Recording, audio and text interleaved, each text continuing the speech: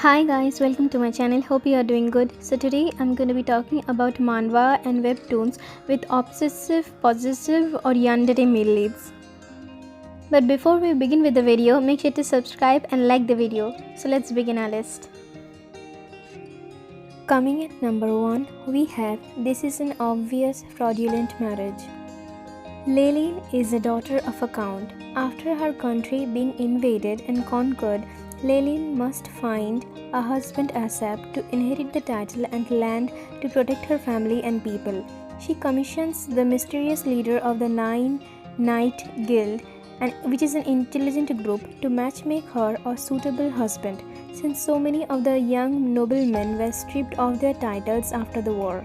It's purely a contractual marriage, but her one main request is that he needs to be handsome.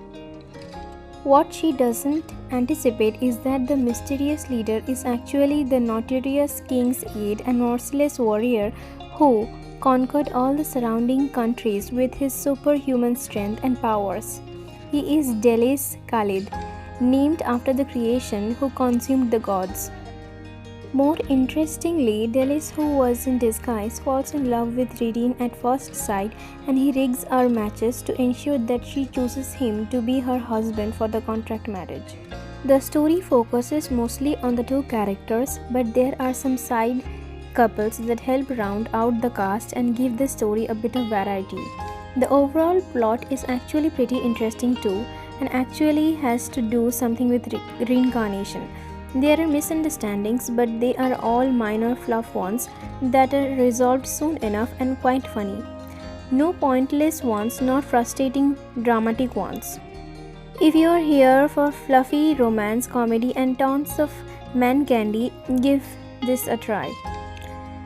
Honestly, at first I felt that the female lead is a bit shallow as she values looks over everything, but it soon made sense with all of the glamour shots of the male lead, and now I'm okay with it, I guess.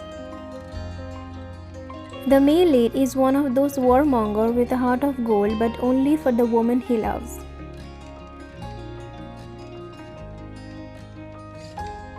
Coming at number 2, we have I Tamed a Tyrant and Ran Away. All Charlize Theron ever wanted was to bring honor to her family, but instead she is forced into becoming a living sword, a mere tool for the Emperor. It is from this hell that she prays for justice and awakens in her former body. Now determined to tear down this horrible empire, Charlize seeks out the young Prince Dylan Blade. She will put him on the throne, not as an honorable ruler but as a tyrant. It's time for Charlize to tame the one who will bring forth her revenge. I liked how the story is very consistently about revenge and goes into elaborate detail why this revenge is reasonable. I like the simplicity of the art. The female lead is a badass. The male lead, on the other hand, is head over heels in love with Charlize. I like that the female lead is very strong and cunning. This is a must read. Coming at number 3, we have Caught by the Villain. Although the female lead had been a promising practitioner of Kendo in the past, due to an accident she was forced to lead a painful life.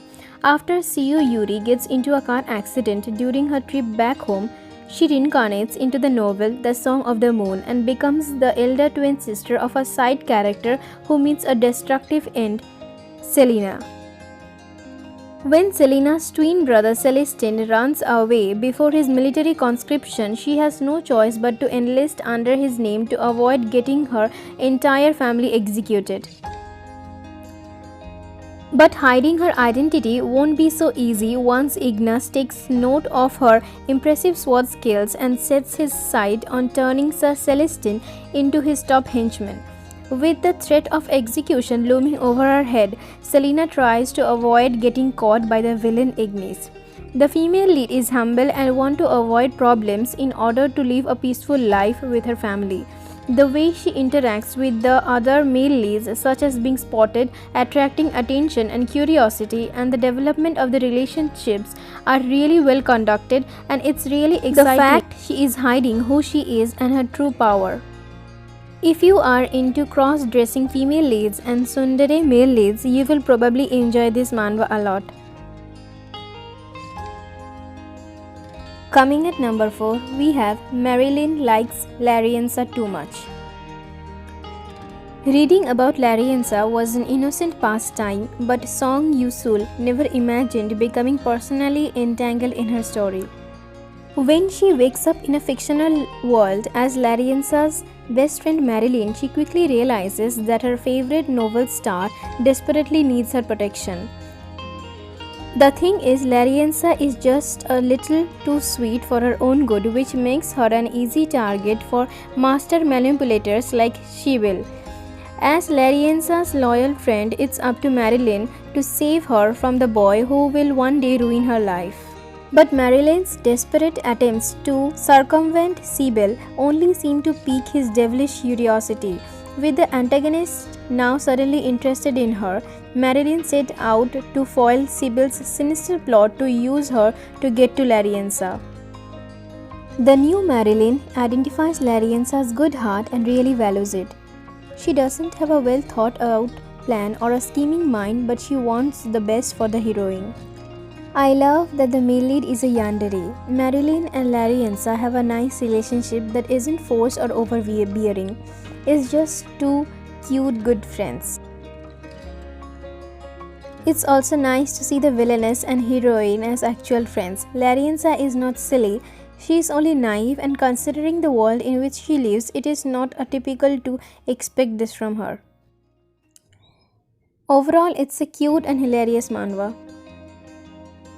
Coming at number 5, we have Please Don't Eat Me. The female lead Artha reincarnated in a 19th century male-oriented fantasy novel, but there was no heroine in this nasty and brutal B-rated dramatic story. Artha Arles is an impoverished purifier looking to provide for her family. In this hopeless story devoid of any dreams, she was destined to be eaten alive by the protagonist. But before she could even meet them, her house was ruined. Duke Zahid El Kalenor is a wealthy and powerful magician looking to cleanse his evil energy. She had two options, either be devoured by the protagonist or starve to death. After much agonizing, she decided to go with the first option. She would submit herself to the Duke, but in exchange, he would have to provide finances to Artha so that her siblings doesn't suffer. The two seem like a perfect match. Artha must keep the Duke at arm's length for her own protection, but the intimate purification process combined with Zahid's non-stop flirting make the nearly impossible. I like the art and the female lead. Even if she is not that strong, she knows her limitations and yet decides to push past them. I love the possessive male lead as well. Both the female lead and the male lead are smart and interesting so far. There are no strange or exasperating misunderstandings. The female lead is cautious but brave for the sake of her siblings, and the male lead is cunning and slick. He knows he is attractive and uses all his tools for his disposal. He's also never been cruel to the female lead, which is a big plus. Coming at number 6, we have Beware of the Red String. After getting pulled into a novel, the female lead possesses the body of a character called Lian. Other than the novel's main female protagonist, Lian is the only one who can heal people by seeing and removing the red strings. But when she heals an injured man on the street, the red string of fate connects the two of them together and there is no way to remove it. To make matters worse, the man she is connected to is one of the main villains in the novel, a Grim Reaper named Abel. The manhwa is funny and the setup gets you hooked pretty fast if you are just looking for some mindless entertainment. At first, I didn't like the male lead because he was acting kind of immature, like a kid towards the main character. But in the later chapters, I begin to like him more. I really like the love between the main character and the male lead. It's really adorable and makes my heart flutter. The male lead is a Yandere. Coming at number 7, we have Everything Was a Mistake. At a young age, Durua Valros realizes that she has been reincarnated as the villainess of a novel who is destined to die at the hands of the male protagonist, Nocturne Edgar. Determined to change her fate, she tries to befriend Nocturne. But little does she know that he is the only living black mage who can hear, sense, and even control people's thoughts and emotions. To Nocturne, Derua is an enigma. She is the first person that he has encountered who is not susceptible to his magic, a fact that makes him feel both intrigued and intimidated at the same time. The two form a strained friendship, but Durua has no idea whether the story is changing for better or worse. It's a little confusing, but overall I appreciate the effort to make the story kind of different from your usual reincarnation manhwa. But what makes it really stand out is the different and realistic psychologies of the character. The realistic reactions, along with a very real sociopath, makes this less of a romance and more of a suspenseful psychological horror. A subtle one that ages on not knowing what a yandere would do to you or your loved ones. It is interesting and most of the characters are shrouded in mystery. Hope you all have a good day. See ya.